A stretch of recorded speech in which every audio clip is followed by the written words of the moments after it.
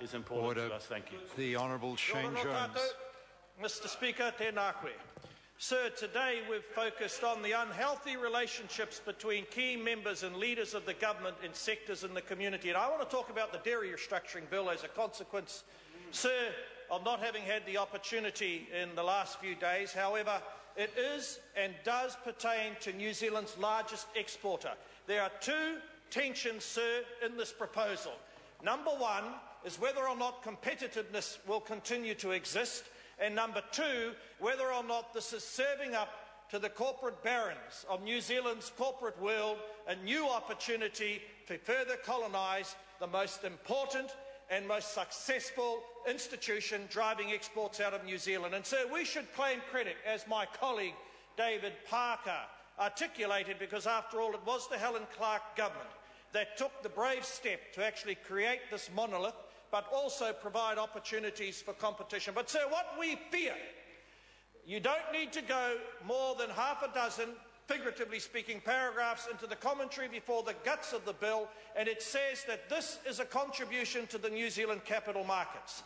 This is the day, sir, that that party is rewarding the big end of town. Don't for a moment doubt, sir, that once this legislation finds feet and takes root in the legislative landscape of New Zealand, we will continue to oppose it unless there are suitable safeguards and thresholds put into it, that, sir, the farmers will rue the day that they surrendered the opportunity to John Key, Mark Weldon, Henry van der Hayden and a host of other shadowy characters, the actual unravelling, sir, of Fonterra.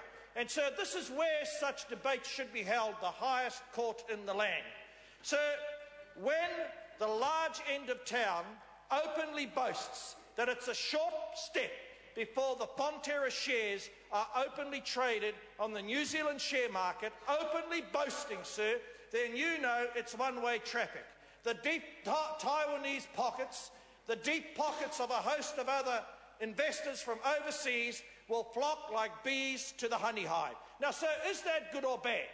Does it mean that we should put up a barricade and stop all international capital flowing to our country? Too late for that, sir. We are aware of that happening every day as a consequence of the loss of our banking sector to Australasia.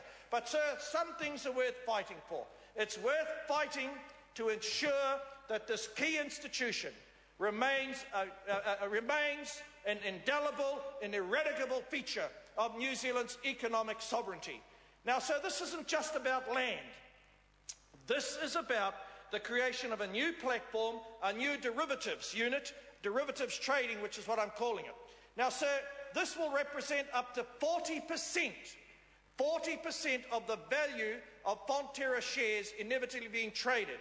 Sir, Fonterra shareholders, Kiwis, will never match the spending power of international competitors. That's a fact of life.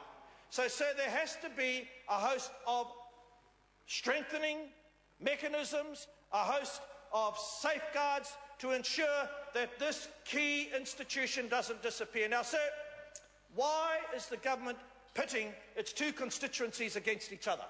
At one level, the farmers seem to believe that this is a new opportunity for them to grow brands internationally, without realising the place where the money's going to come from are corporate raiders knocking at the door.